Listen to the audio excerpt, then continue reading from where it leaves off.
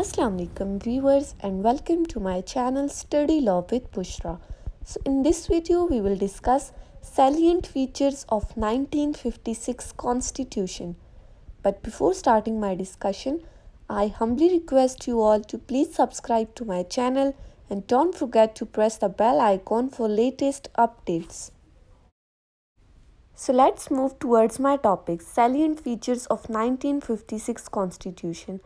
1956 Constitution was actually enforced on 23rd March 1956 by the First Constituent Assembly after long debates. But unfortunately, it was abrogated after 2 years due to conflict of the government. So starting with the salient features or main features of Constitution, the first feature is written Constitution.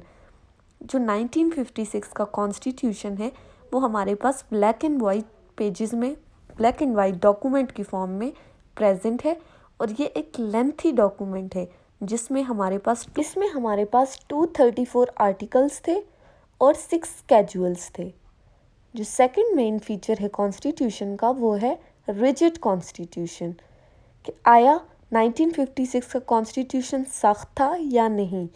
तो इस constitution के according, इसके main features के according 1956 का constitution partly rigid था और partly flexible था, जिसका मतलब क्या हुआ कि जो अमेंडमेंट प्रोसीजर है वो इतना ज़्यादा मुश्किल नहीं था। सिंपल मेजॉरिटी के ज़रिए हम कॉन्स्टिट्यूशन में अमेंडमेंट कर सकते थे, इजीली अमेंडमेंट हो सकती थी।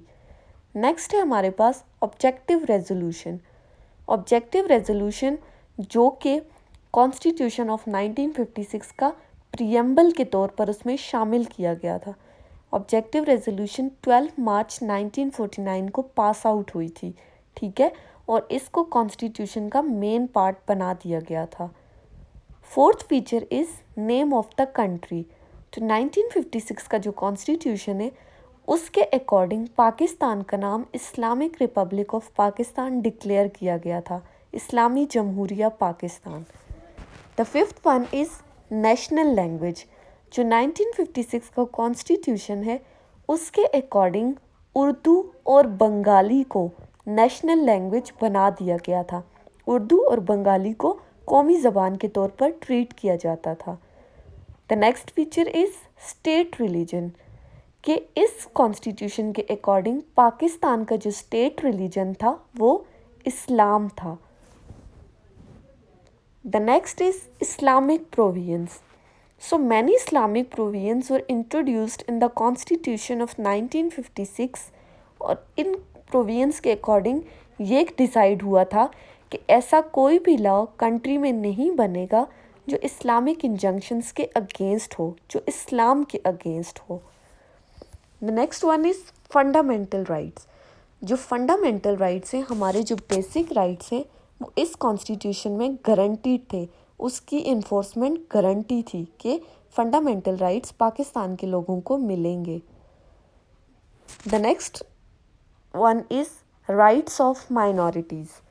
अक़लियतों के जो हुकूक हैं इस कॉन्स्टिट्यूशन के अकॉर्डिंग अक़लियतों को उनका हक दिया गया था और इस कॉन्स्टिट्यूशन के अकॉर्डिंग माइनॉरिटी के पास ये राइट था कि वो फ्रीली अपने रिलीजन को परफॉर्म कर सकते थे, प्रैक्टिस कर सकते थे। The next one is Unicameral Legislature. Uni mean one and cameral mean chambers or houses. So according to 1956 Constitution, there was Unicameral Legislature which were based on only National Assembly. Just one house included था, National Assembly. The next is Parliamentary form of government. So constitution of 1956 में पार्लिमानी निज़ाम जो है, निज़ाम हुकूमत जो है वो introduce कराया गया था, जिसके तहत prime minister head of the state भी था और हेड ऑफ़ द गवर्नमेंट भी था। The next one is federal system. Federal system भी 1956 के कॉन्स्टिट्यूशन के अकॉर्डिंग मुल्क में इंट्रोड्यूस कराया गया था, जिसके तहत स्टेट को फेडरेटिंग यूनिट्स में डिवाइड किया गया था। The next is freedom of judiciary.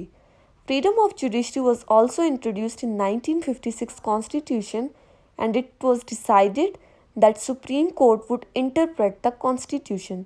because judiciary is independent. So that's all about Constitution of 1956, but unfortunately it was abrogated and suspended by political anarchy and political conflict between the head of the state and head of the government. I hope you people like the video. If you do, please do comment and subscribe to my channel. Thank you so much for watching.